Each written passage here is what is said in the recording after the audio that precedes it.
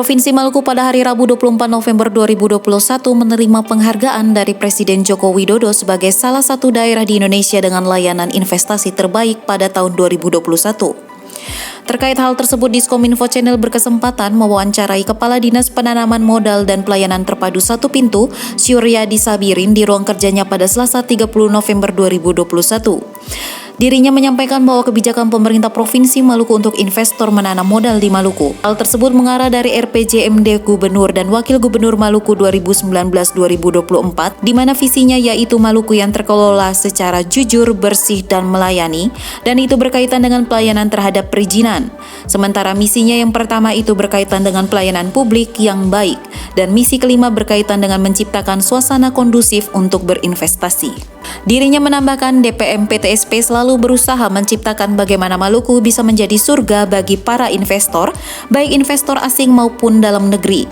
Karena itu langkah strategis yang diambil yaitu ke depan, Provinsi Maluku harus bersaing dengan 33 provinsi di Indonesia. Maka DPM PTSP menciptakan strategi yang akan dikonkretkan dengan baik untuk bagaimana memberikan insentif kepada para investor yang berminat untuk berinvestasi di Provinsi Maluku. Ya, kebijakan kita dalam mendorong investor untuk menanam modal di Provinsi Maluku tentu mengarah kepada RPJMD Bapak Gubernur dan Bapak Wakil Gubernur Provinsi Maluku periode 2019-2024, di mana visi beliau adalah Maluku yang terkelola secara jujur, bersih, dan melayani. Itu kaitannya dengan pelayanan terhadap perizinan. Kemudian untuk misi beliau, misi pertamanya adalah pelayanan publik yang baik, dan visi yang kelimanya adalah menciptakan suasana kondusif untuk berinvestasi. Itu kebijakan yang diberikan kepada OPD Dinas Penanaman Modal dan PTSP Provinsi Maluku. Kita menerjemahkannya kan RPJMD beliau itu dengan baik. Tentu kita menciptakan bagaimana Maluku ini menjadi surga buat investor, para investor, baik investor dari asing maupun investor dari dalam negeri. Langkah strategis kita adalah ke depan kita harus bersaing dengan 33 provinsi di Indonesia, di mana semua provinsi juga mendorong para investor untuk masuk ke wilayahnya. Oleh karena itu, strategi yang dipakai akan kita konkretkan dengan baik, bagaimana memberikan insentif kepada para investor yang berminat berinvestasi di Provinsi Maluku. Suatu contoh misalnya, kalau di daerah Jawa Tengah ada insentif yang diberikan dalam bentuk penyiapkan lahan yang mudah, tidak berbelit-belit.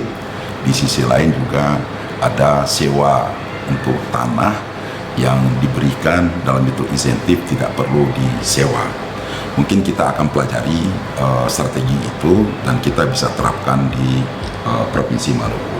Kenapa harus kita berikan insentif kepada investor supaya orang berminat berinvestasi di Maluku?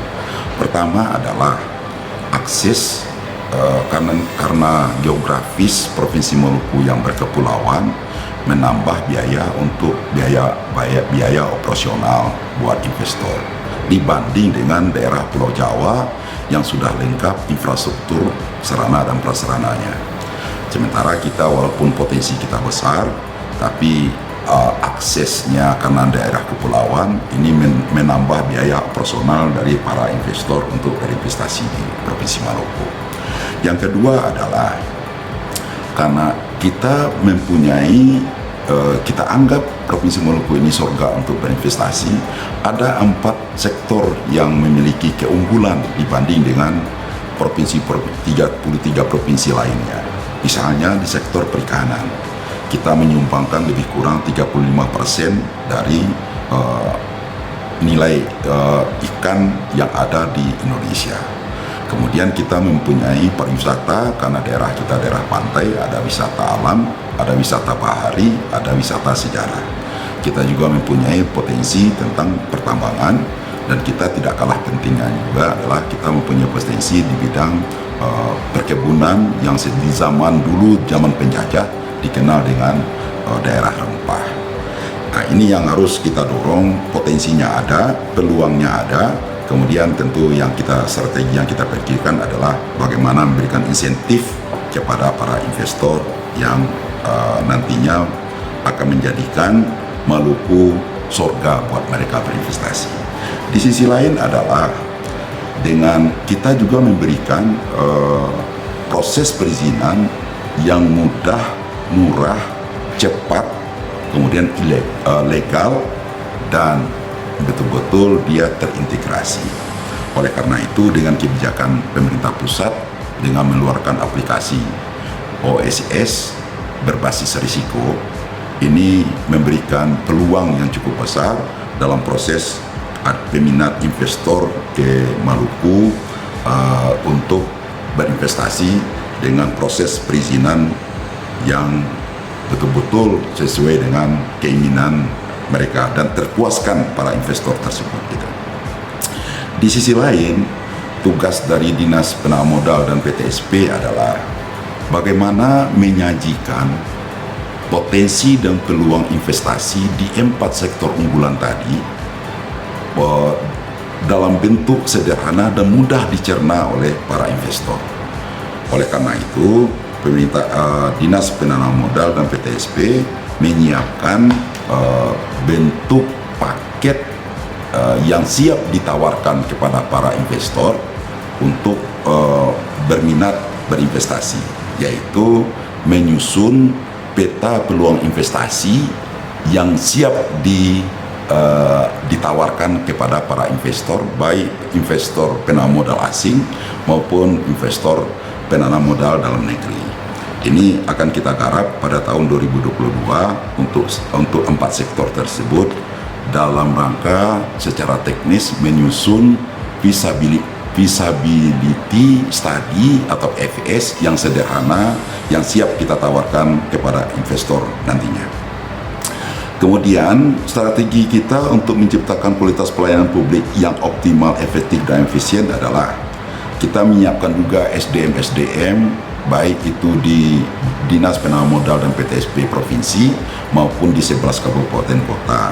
Di samping juga memahami, kita mensosialisasikan kepada para investor, para pelaku usaha bagaimana mengakses aplikasi OSS berbasis risiko itu agar mereka memahami dan mereka menindaklanjuti dengan bentuk melakukan proses perizinan dalam aplikasi OSS RBA yang sudah disiapkan oleh pemerintah pusat, dan itu juga tertuang di dalam Undang-Undang Cipta Kerja dan turunannya adalah PP nomor 5 tahun 2021, Peraturan Pemerintah 2021. Ini yang perlu kita jaga, dan kita yakin dan percaya bahwasanya langkah strategis untuk membangun Maluku dengan keterbatasan geografis yang cukup sulit dan anggaran yang sangat terbatas, kita dorong investor untuk masuk ke Maluku, dan muara terakhirnya adalah